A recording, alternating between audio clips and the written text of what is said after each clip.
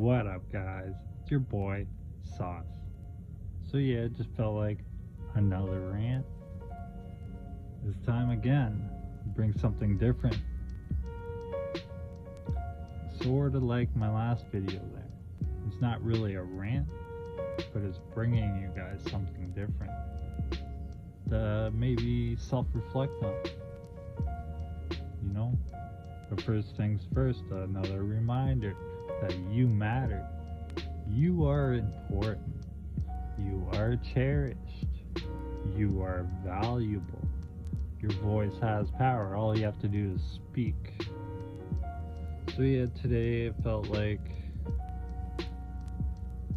let's title it The Prophets of Pain. So I'll get into it. The Prophets of Pain aren't just random trolls online. They're in our music. They're in our podcasts. They're on every platform preaching misery like it's wisdom. They're in our comments. They're on social media. They're everywhere you look, you will find one. Especially online. But with that being said, I want to start it off with saying, I've been there. I know what those chains feel like. I know how comforting the pain can feel when you've worn it like armor for so long. But I also know what it feels like to finally lay it down. So, there's a spirit moving in this world. A voice crying out from the shadows. They're prophets of pain and misery.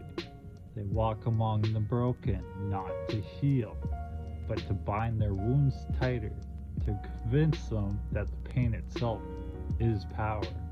They preach that suffering is the only truth, and anyone who dares to seek peace is a fool. They wear bitterness like a crown, proud of the scars they refuse to let heal. They say things like, the world hurt me, so I'll hurt it back. Love is weakness. Hope is a lie. There is no God, only suffering. But what they don't know is that they're not free. They are prisoners in the temple of their own pain, kneeling at an altar built out of every betrayal, every loss, and every wound. And just like every false prophet before them, they are trying to drag others into the pit with them, because misery loves company. What they call wisdom is just a curse with a silver tongue. What they call truth is just the same old lies wrapped in intellectual pride. There's my tongue-tiedness. You'll know them by the way they speak.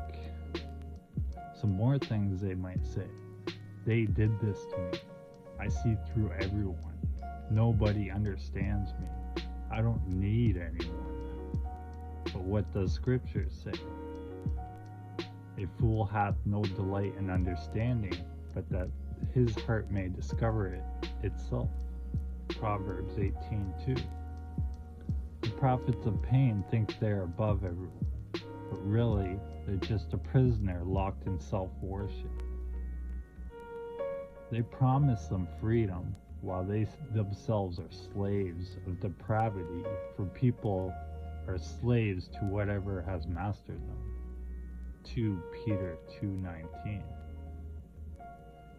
There's only one cure for the venom they're drinking. Not philosophy, not self-righteous rage, not intellectual debates. Only one thing is the cure, and that's Christ. But here's the part that makes the prophets of pain lash out the hardest. Christ doesn't force the door open. He waits patiently. The key to freedom was never hidden. It's been in their hands the whole time. but they've been too busy guarding the prison to even try the locks. Behold, I stand at the door and knock. If any man hear my voice and open the door, I will come in to him and will sup with him, and he with me. Revelation 3:20. Christ is the only one who can set them free. But freedom feels like death when you've made an idol out of your own pain. That's why men like this despise believers. The cross doesn't just represent salvation, it represents the death of everything they've been worshiping.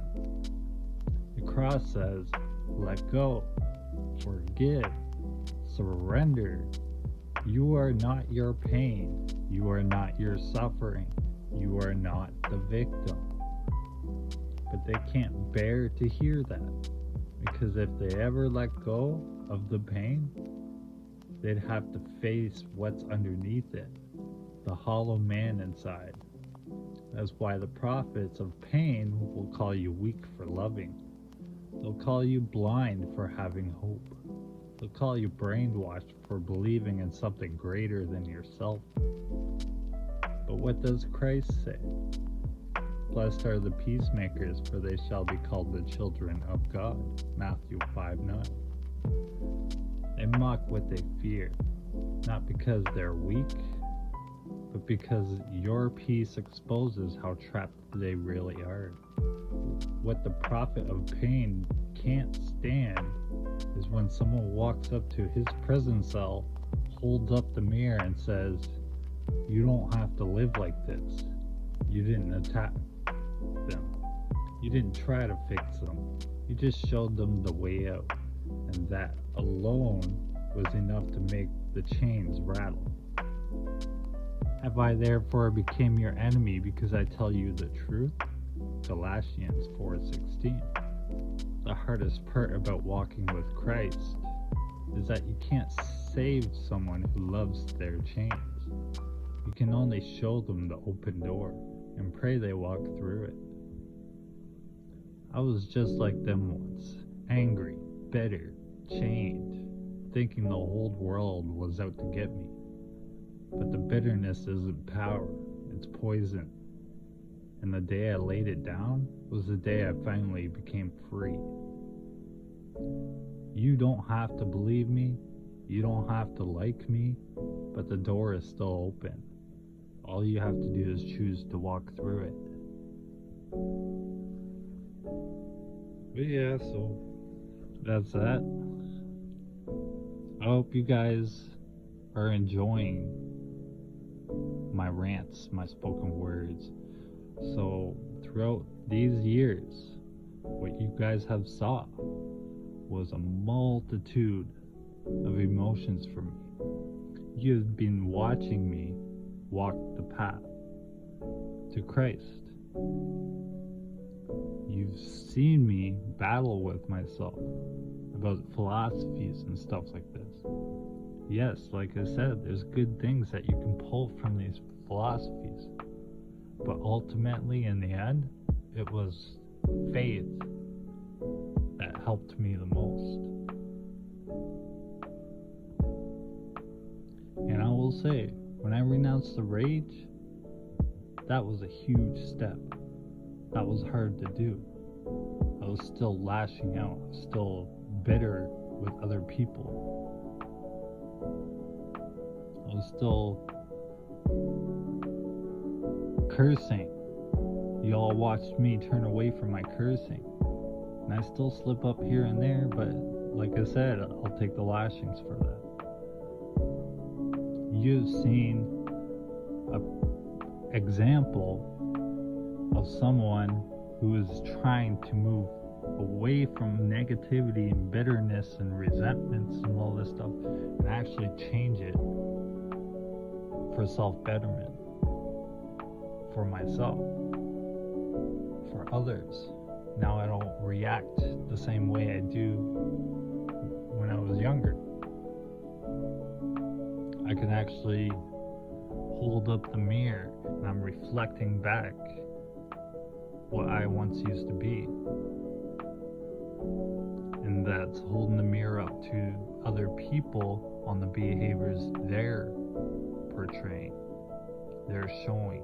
And they hate to look at that. They hate to look at themselves. And all I'm saying is, look at yourself. You don't need to do this. You don't need to take this path. You're destroying yourself every time you come out and make a long post about how you're better than everyone, how you have some truth, and how you want to be the stumbling block and all this stuff for other people. How you want to cause harm. You're only exposing yourself, and you're only causing damage to others. But yeah, none of these guys need to do any of this. How's this being productive? How's this benefiting others? How's this benefiting yourself? You know?